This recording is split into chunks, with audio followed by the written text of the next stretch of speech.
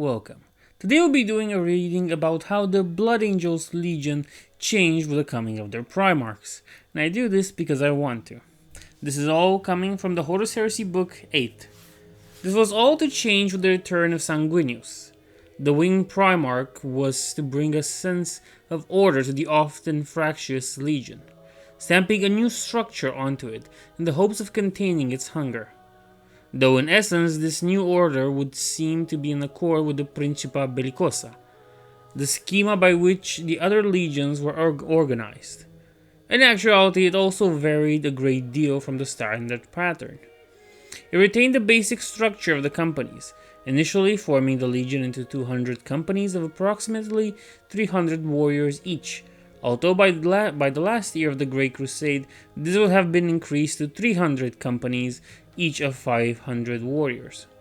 However, past this basic structure, there are many discrepancies, each chosen by the Great Angel to serve a purpose in his plan.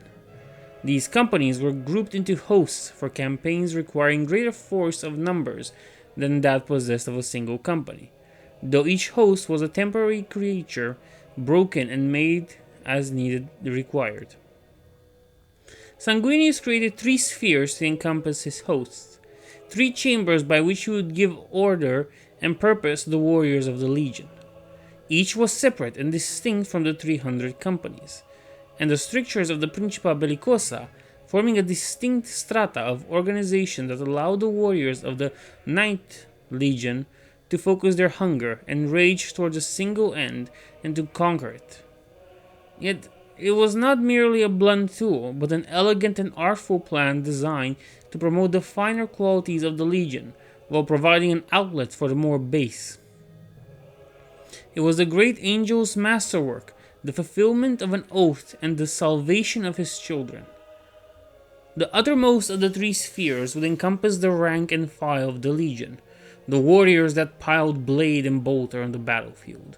Known within the Legion as the Malak, these warriors had but one duty: to fight at the order of their captains. They obeyed, they killed, and they practiced the arts granted to them by the Primarch.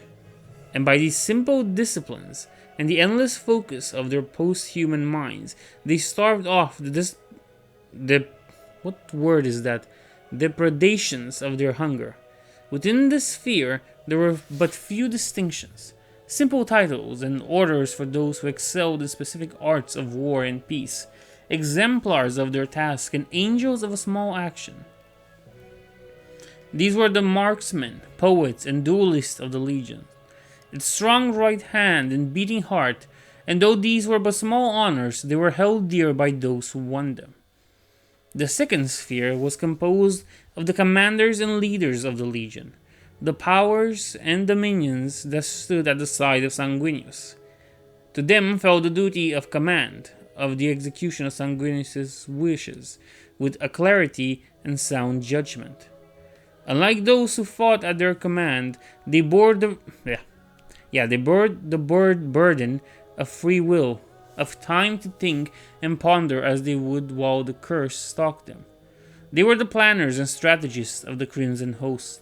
They directed the battles and wars as lesser men directed symphonies, utilizing each instrument at their command to its utmost. As the rank and file found peace in their studies, so too did each of the mighty become a master of many disciplines, those of the pen and brush as well as those of the blade and gun. Though they were not the single-minded fanatics of legions such as Angron's Red Reapers or Gulliman's famed tacticians, there were a few who could match them in the arts of war taken as a whole. The 1st sphere, the final demarcation of Sanguinius' new legion, comprised the ranks of the Immortals. These warriors stood within the presence of the Primarch.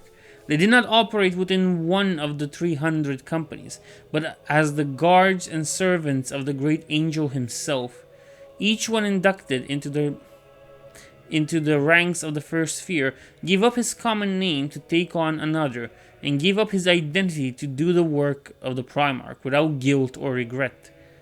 They were Sanguinius' wrath, his stern resolve, and his watchful eyes, each given form and purpose. Upon these warriors he depended for the most dangerous of tasks, to fight upon those battlefields and to act upon those errands that would tarnish the soul and bring the hunger roaring to the fore. By the armor of the names and the persona that the warriors of the first sphere wore like their own, they put off the toll of their actions and emerged from their service untarnished to take their places in the ranks once again. Now, this does not stop here because we have a few more interesting details to go through. Same ones from the same book. The Blood Angels also differentiated in small ways. As with many legions, they had their own titles and names for authority and a host of lesser divisions to suit their style. Those who held command over hosts had an authority over lesser captains, and they were known as arcanes, whatever, rather than the old title of praetor, and also held the title of dominion for a company. And this is within companies. Within a company were a number of junior officers, the powers who commanded the ranks of the company at war, and the virtues who stood as its exemplars in other endeavors. Many were known by the focus of their devotion. Arcanes of wisdom and power of the blade, such distinctions, a mark of respect as much as a tactical designation in a legion whose primarch urged them to be more than simple weapons. Now, of course, in this you also have the Sanguinary Guard, the Crimson Paladins, and one that was something related to an eye, if I remember correctly. They were pretty interesting, and, well, the Devastators of their own thing. But I think the way Sanguinius changed, the whole, what's it called again? His whole legion to move them away from their hunger is a pretty interesting and good one. And I think it's something people don't really talk enough about.